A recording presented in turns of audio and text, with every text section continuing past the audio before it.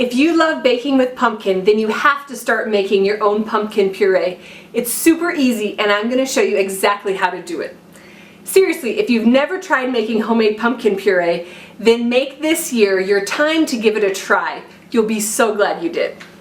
Making your own homemade pumpkin puree is better for your body and your budget.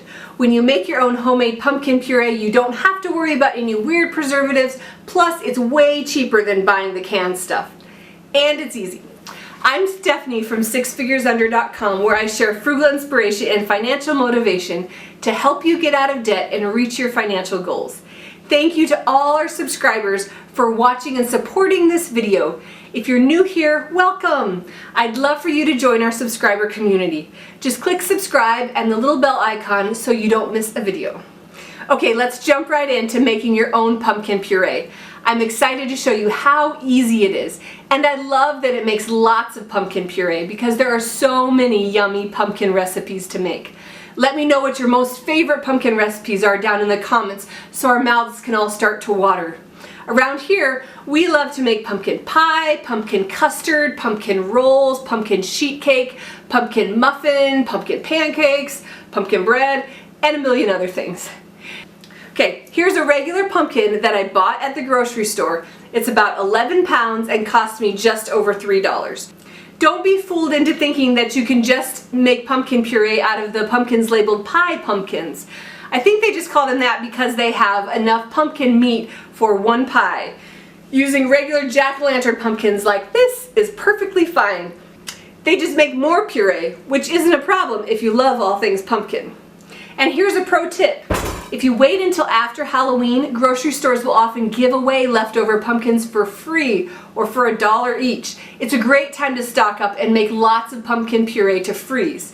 You can also use other winter squash. Banana squash, for example, is a great substitute for pumpkin and yields tons of puree as they grow to be enormous. Okay, get to see my pregnant belly too.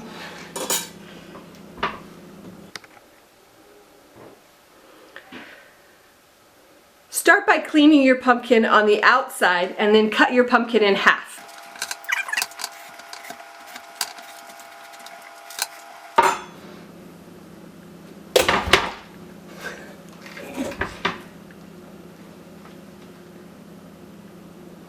So it has a nice thick layer of pumpkin, but we've got lots of seed smush to get out there.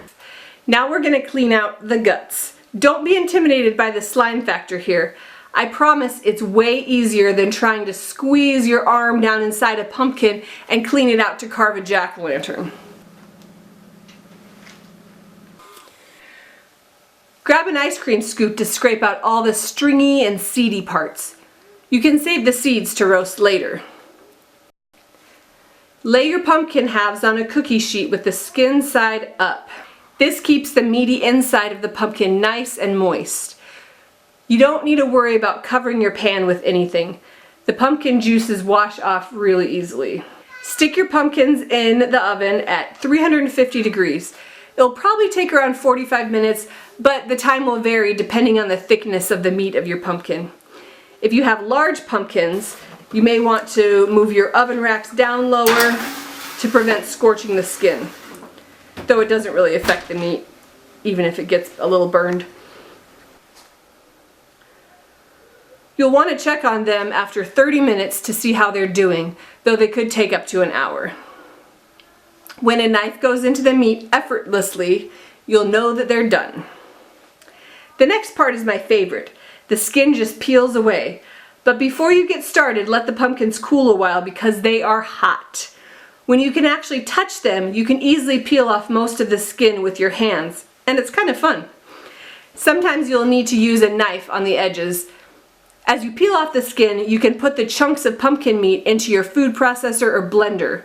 When I'm doing lots of pumpkin, which usually I am, I use a food processor, but a blender works perfectly fine too. I'm going to use my blender today. There are a couple different methods for freezing pumpkin puree. If you aren't worried about specific measurements, you can just put the pumpkin puree directly into ziploc freezer bags and freeze it. For soup or large batches of baked goods, this is fine. Another method of freezing pumpkin puree is to measure the pumpkin puree as you put it in bags. Measuring the pumpkin puree makes it much easier when it comes time to use it. Lay the bags flat as you freeze them so they store nice and compact. Personally, I like to freeze pumpkin puree in batches in plastic containers.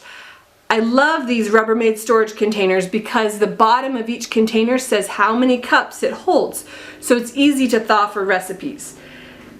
They're also awesome containers for lunches because they don't ever leak.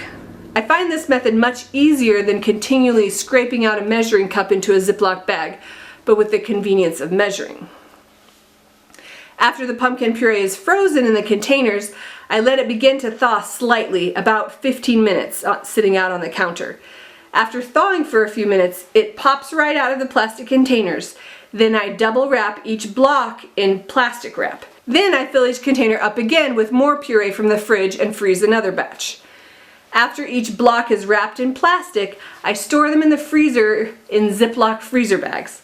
I usually use mine within a year or two. Making my own pumpkin puree allows me to do much more baking of fall pumpkin treats than I would if I had to buy canned pumpkin each time.